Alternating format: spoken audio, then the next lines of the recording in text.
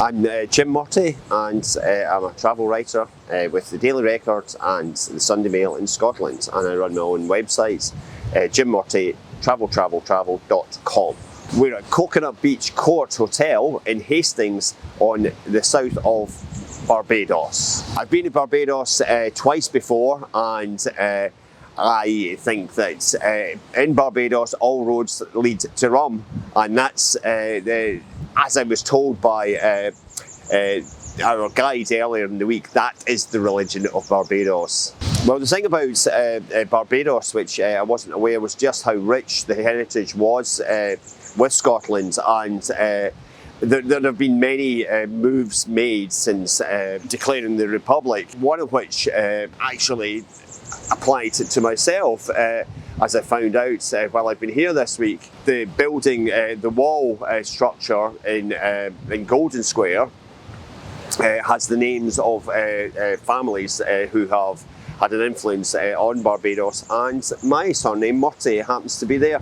So I'm getting in touch with Prime Minister the Right Honourable Mia Mottley, and I'm going to ask for citizenship. I think it's all that I deserve. One of the beautiful things, yes, of course, there were the marching bands and there were the bagpipes, and there was a commander from a Beijing commander. I'm sure he had Scottish links with the Scottish military units from the past. But one of the things which I found really wonderful was the teacher at the after party following the parade, the teacher who had, I would say, the children would be 5, 6, 7, and she taught them the Scottish songs, one particular song, an Ali Bally Bee, which I used to sing to my own son, who's called Alistair or Ali. And I think this teaches the young the links, which is obviously very flattering for us in Scotland to be linked to Barbados. Well, one of the things that's happening with Scotland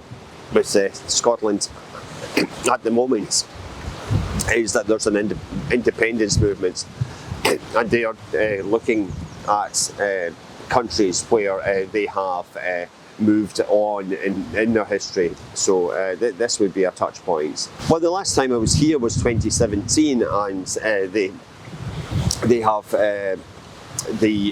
now have a heritage railway which runs up to St Nicholas Abbey, and it's a steam train which is a wonderful way to travel, and it also takes you up to an old state house where they've produced or they distill their own rum, which again we were fortunate enough to drink for research purposes, you understand. The eternal shame of Britain that has that history, but what I found on my first visit here, and I found every time since, is what you might expect, that there might be some bitterness, is completely absent, and the warm welcome you get, and the forgiveness and the understanding, and the cosmopolitan nature of the island is just a lesson, an object lesson to us all. So I've just come off what's called a yellow reggae bus on the islands, where the bus pumps out reggae. When they get out of built-up areas, it costs Beijing $50 to get round the island, which is nothing. That's $1.25 American dollars. It's nothing. You get a cultural experience. Sure, you can go and sit on a beach and enjoy the beautiful Caribbean Sea.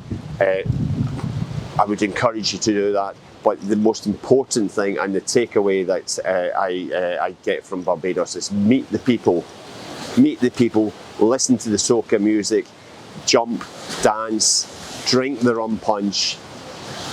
It is just the ultimate. Now, Barbados has captured my heart, and as I say, I've come here before for crop over, and there was a song there by a soca singer called King Bubba, and the last line of his song was "Meet you on the road, Barbados, I'll meet you on the road."